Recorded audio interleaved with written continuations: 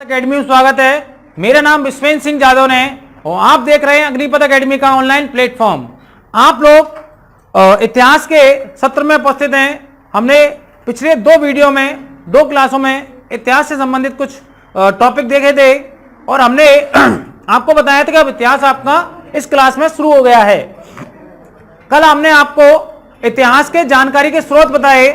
उसमें हमने आपको बताया कि इतिहास की जानकारी के स्रोत साहित्यिक स्रोत और पुरातात्विक स्रोत होते हैं। साहित्यिक स्रोतों में हमने बताया आपको कि धार्मिक और लौकिक स्रोत होते हैं। धार्मिक स्रोतों में ब्राह्मण धर्म से संबंधित और ब्राह्मणेतर धर्म से संबंधित स्रोत होते हैं। आज हम देखेंगे कि लौकिक साहित्य है उसमें कौन कौन से ऐसे लेखक हुए, उन्होंने कौन कौन सी किताबें लिखी। आप देख सकते हैं कि आपको एक सारणी बनानी है लौकिक साहित्य की, जिसमें रचना का नाम, रचनाकार का नाम और विशेष तथ्य। अगर इसके बारे में कोई विशेष तथ्य है तो बताना है।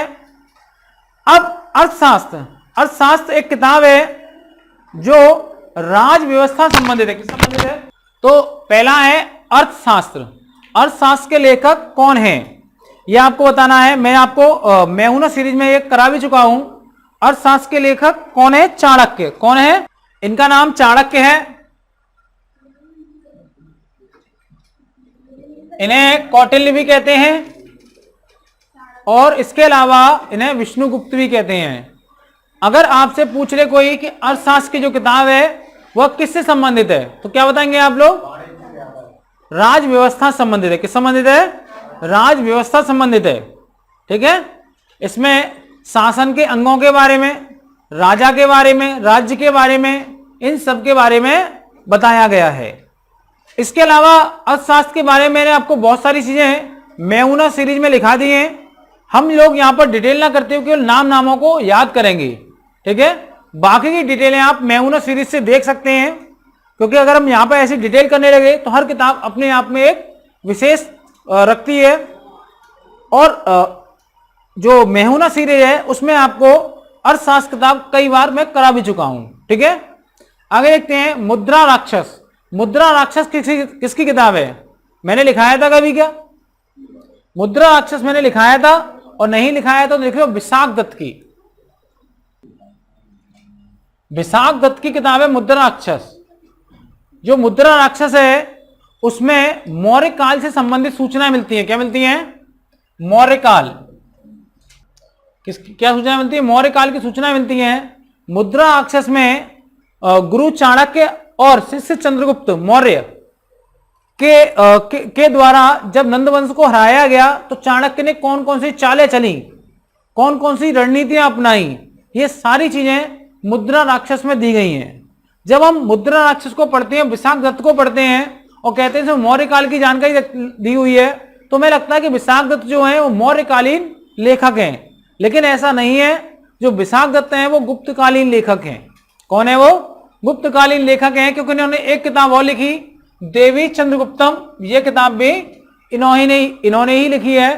और देवी चंद्रगुप्तम किताब के बारे में मैं आपको कुछ क्या बता चुका हूं पहले। अगर नहीं बता चुका हूं तो आप सुन लीजिए। इसमें क्या है, गुप्त वंश के बारे में जानकारी मिलती है।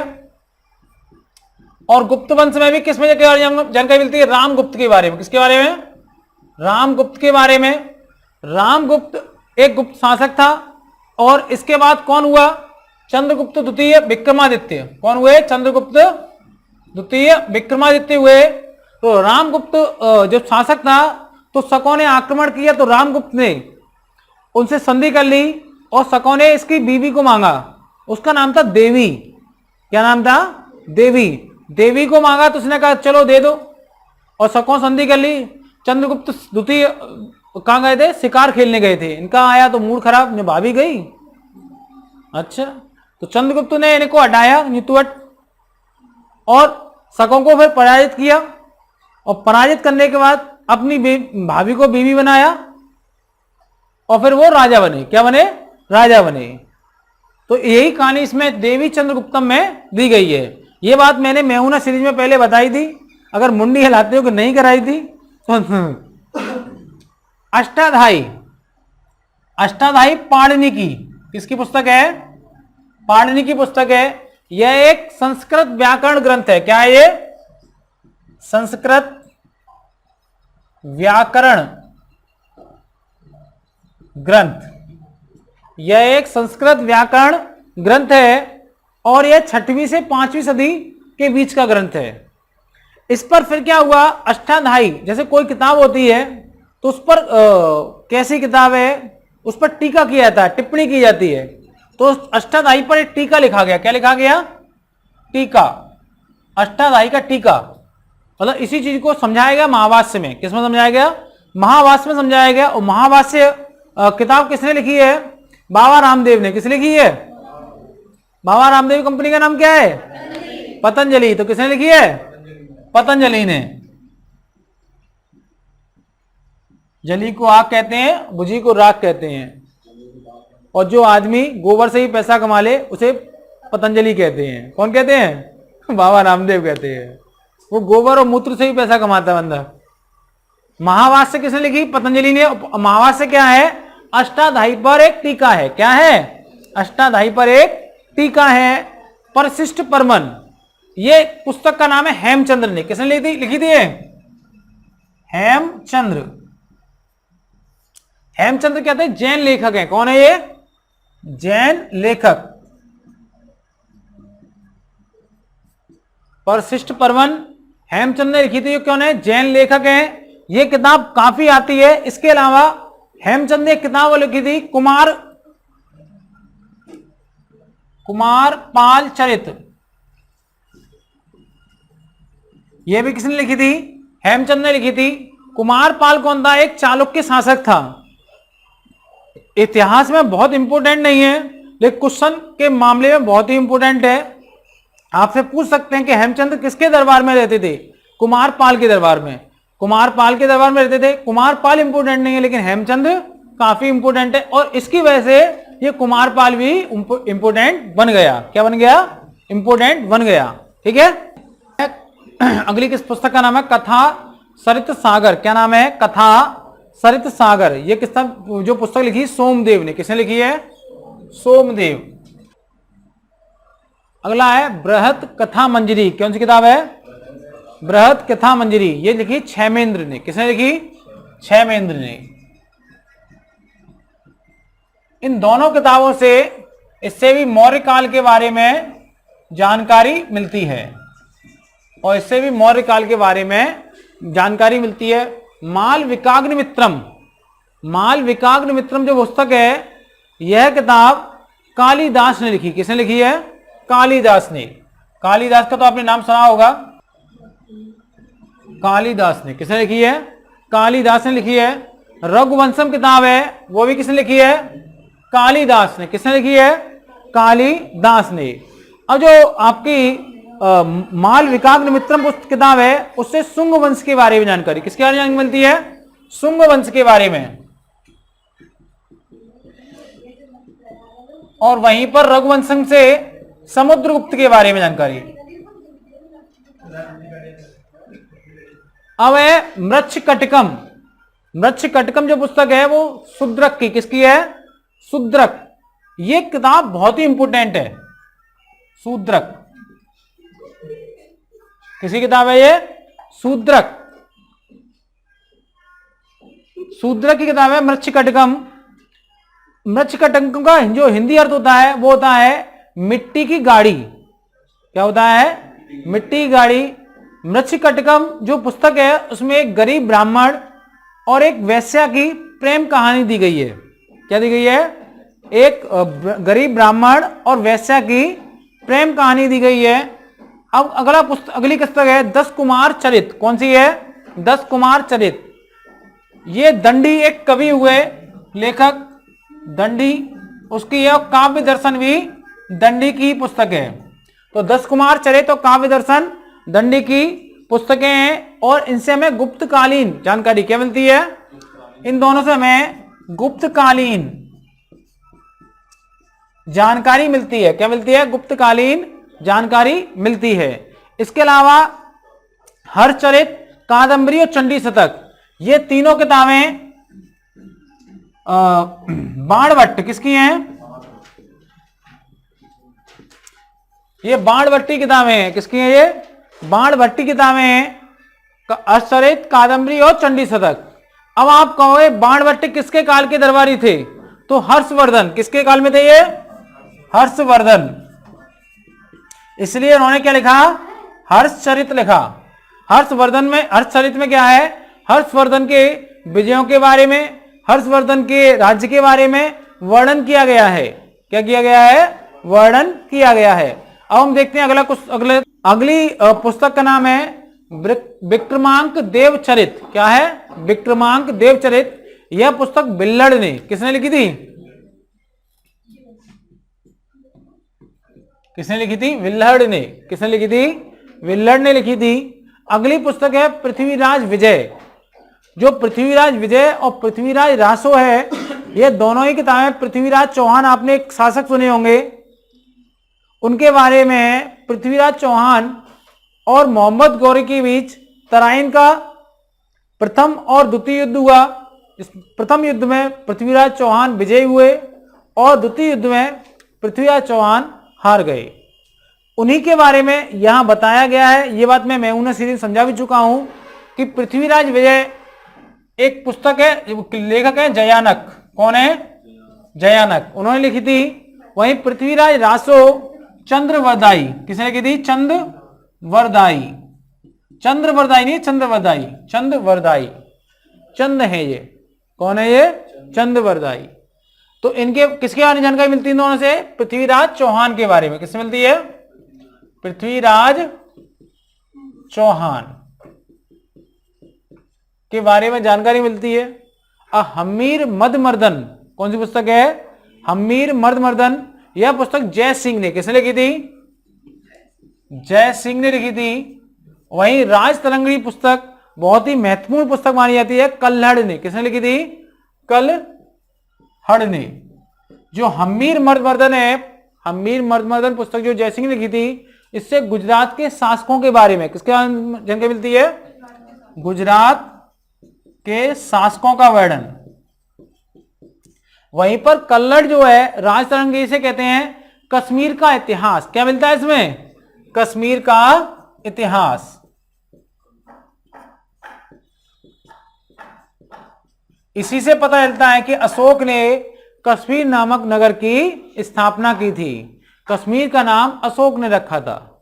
Ashok the great, Ashok the महान, अशोक महान। राजतरंगिणी जो पुस्तक है वो 1148 में कब लिखी गई थी? वैसे सन का कोई महत्व नहीं है, अगर आप लिखना चाहें तो 1148 ईस्वी में इन्होंने ये पुस्तक लिखी थी। अब ये कुछ रचनाकारों के नाम हुए जो मैंने आपको करा दिए हैं। ये रचनाकार बहुत ही इंपोर्टेंट हैं। इसके अलावा अन्य रचनाकार भी इंपोर्टेंट हैं जो आप धीमे धीमे इसी प्रकार के लिस्टों में ऐड करते रहें।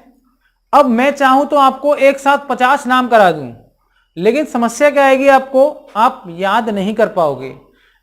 लेकिन आप एक बार इनको याद कर लोगे, फिर धीमे धीमे जब जोड़ते रहोगे, जैसे मैं उन्हें सीरीज में हम जो करा रहे हैं क्वेश्चन, उनमें जहां भी कोई लेखक का नाम आए प्राचीन भारत से, तो आप उसको इसमें ऐड करो। लगातार ऐड करने से क्या होगा? आप पर एक कलेक्शन होगा और कलेक्शन याद किया हुआ होगा। वैसे तो आप जब जानते हो कि हमने ग्रुप है या कोई है, तो लोग कॉपी किया और सेंड कर देते हैं। ऐसे तो बहुत सारी जानकारी है, लेकिन उसमें से हमारे दिमाग में कितनी जानकारी है उससे फर्क पड़ता है।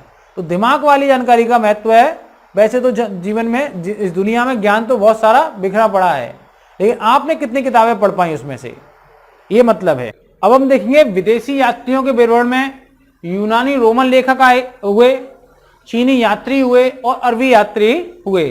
अब जो यूनानी रोमन लेखक थे उसको अगर हम 3 भागों में बांट के देख सकते हैं। सिकंदर को के आक्रमण को मध्य में रखते हुए सिकंदर से पूर्व के, सिकंदर के समकालीन और सिकंदर के बाद के लेखकों के बारे में देख सकते हैं। यदि हम सिकंदर के पूर्व के लेखक देखें तो एक व्यक्ति का नाम आपको अगर ध्यान हो तो मैंने कराया था, हेरोडोटस।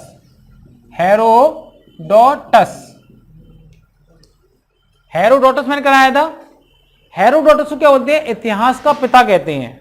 क्या कहते हैं? इतिहास का पिता कहते हैं। इसने एक किताब लिखी हिस्टोरिका। क्या किताब लिखी इसने? हिस्टोरिका।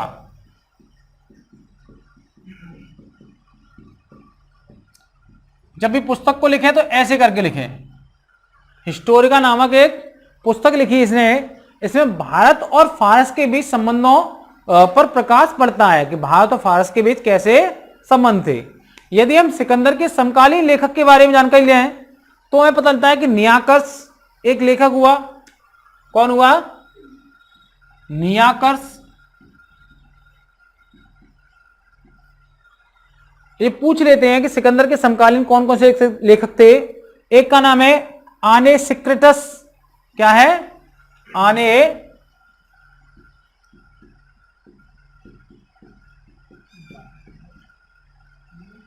आनेसिक्रिटस। एक है नियाकर्स, एक है आनेसिक्रिटस, और जो एक लेखक है वो है अरिस्टोबुलस। कौन है? अरिस्टोबुलस।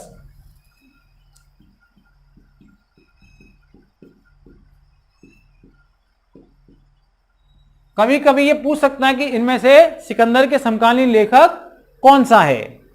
तो नियाकर्स, आनेसिक्रिटस और अरिस्टोबुलस ये क्या हैं? सिकंदर के समकालीन लेखक हैं। अब हम अगर देखें सिकंदर के बाद के लेखकों के बारे में, तो एक तो आए मेगास्थनीज। कौन आए?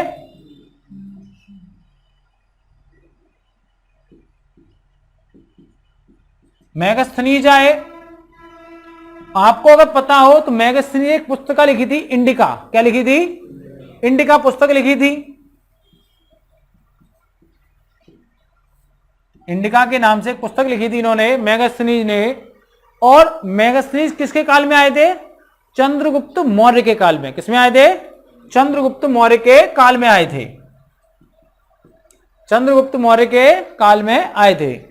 तो मेगास्थनीज ने पुस्तक कौन सी लिखी? इंडिका। और ये कब आए थे? चंद्रगुप्त मौर्य के काल में आए थे। ऐसे ही एक और व्यक्ति हुआ, उसका नाम था डाईमैकस। कौन है? डाईमैकस। डाईमैकस यह सीरिया का राजदूत। क्या था ये?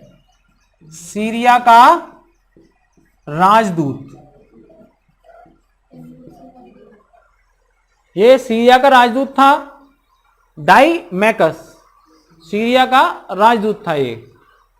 अब ये आया था बिंदुसार। किसके काल में आया था? बिंदुसार। बिंदुसार कौन था? चंद्रगुप्त मौर्य का बेटा था। कौन था? बेटा था। उसके बाद डायोनीसियस।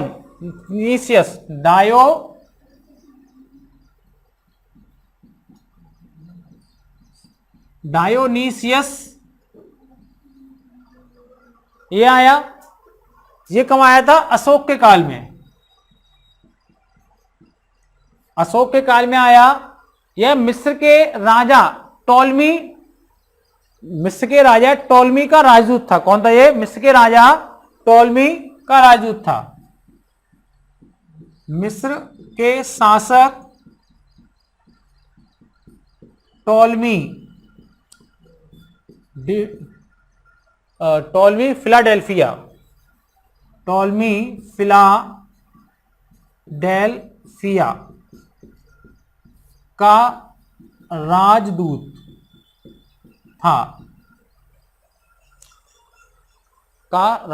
था।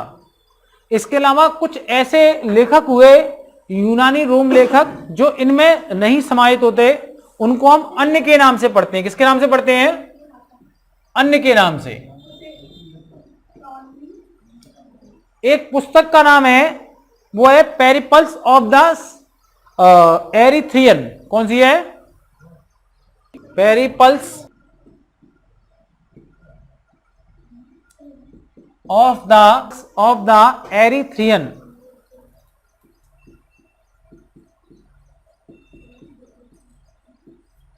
एक पुस्तक हुई पेरिपल्स ऑफ द एरिथ्रियन।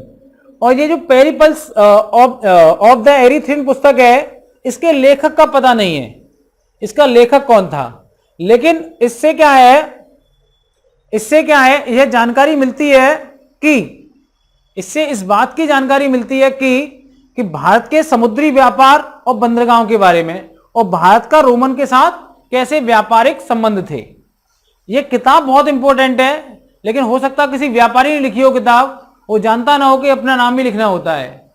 लेकिन किताब ये काफी महत्वपूर्ण है। एक आपने नाम सुना होगा प्लिनी का, सुना है?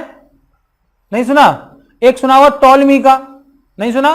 प्लिनी ने एक नेचुरल हिस्टोरिका नाम से किताब लिखी। क्या लिखी? प्लिनी ने नेचुरल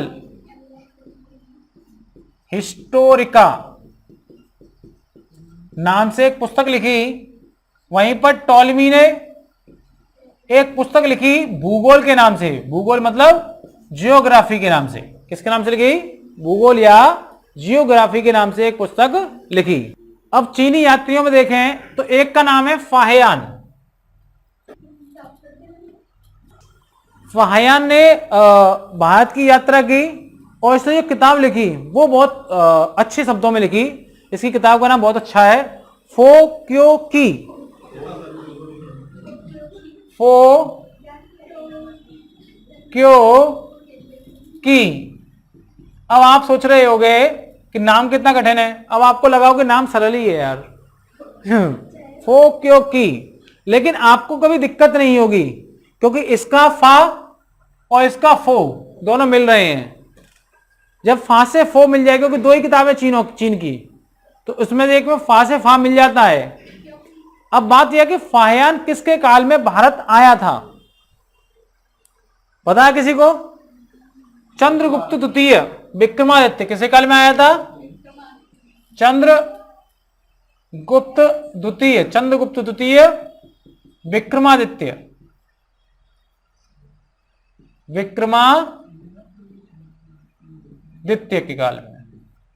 के काल में भारत आया।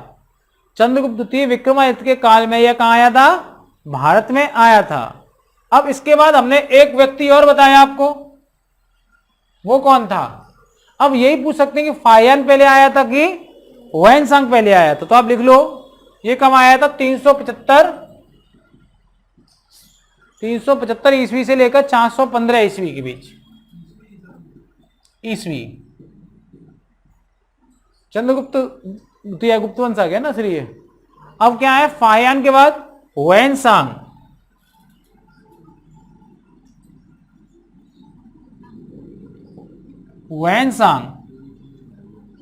चीनी भाई ह्वेनसांग।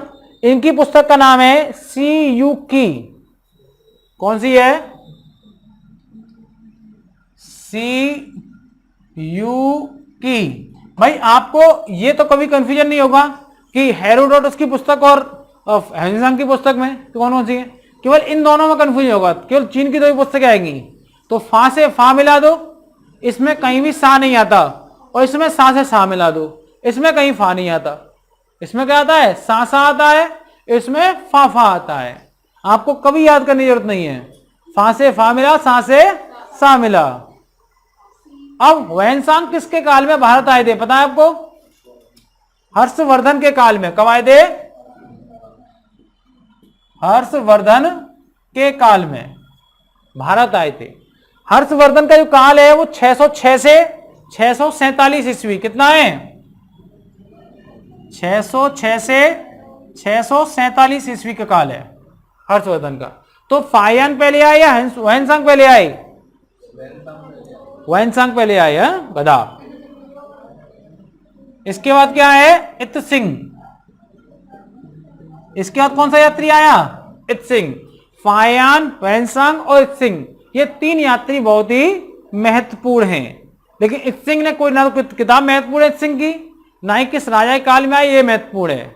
इसका मतलब ये दोनों अधिक महत्वपूर्ण है, लेकिन कभी कभी इत सिंह के बारे में भी पूछ लेते हैं। ठीक है, आप लोगों ने लिख लिया। तो अगर देखते हैं अरबी लेखक, क्या देखते हैं? अरबी लेखक। अरबी लेखकों में एक यात्री आया अल बैरूनी। कौन आया? जिसे कुछ लोग अल बरूनी भी कहते हैं। अल बरूनी या बैरूनी। ये क्या था? मोहम्मद गजनवी के साथ आया था। मोहम्मद गजनवी ने क्या किया? भारत पर आक्रमण किया। उस भारत में जब आक्रमण किया तो उसके साथ एक लेखक आया अल बैरूनी या अल बरूनी। कौन आया? अल बैरूनी या अल बरूनी। इसने किताब लिखी, किताब उल हिंद। क्या लिखी? किताबुल हिंद। इसने किताब लिखी किताबुल हिंद। ठीक है, इस किताब को तहकीक ए हिंद भी कहते हैं। क्या कहते हैं? तहकीक ए हिंद। क्या बोलते हैं इसे?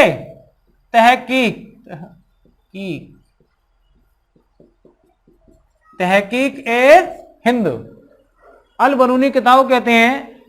इस किताब में भारत के बारे में बहुत विस्तृत वर्णन किया गया है।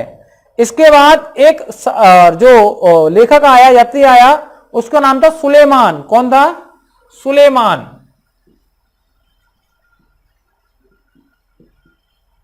यह प्रतिहार पाल वंश, प्रतिहार एवं पाल शासकों के समय आया था। कब आया था ये?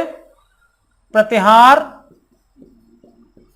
एवं पाल शासकों के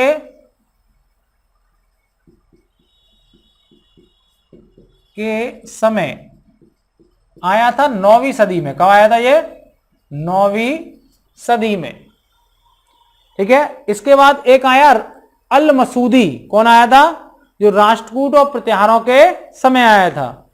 तो आप लोगों ने इस प्रकार देखा कि विदेशियों के विवरण में हमने यूनानी रोमन लेखक पढ़े, चीनी यात्री पढ़े और अरबी यात्री पढ़े। अब हम देखेंगे प्राग ऐतिहासिक काल के बारे में पढ़ेंगे कि भारत का प्राग ऐतिहासिक काल क्या कहता है। इतिहास के कुछ अन्य टॉपिकों के साथ हम कल फिर उपस्थित होंगे। तब तक के लिए आपसे विदा लेते हैं। आप अपना ख्याल रखें, आसपास सफाई रखें और देखते रहें अग्निपथ एकेडमी का ऑनलाइन प्लेटफॉर्म। जय हिंद, जय भारत, वंदे मातरम।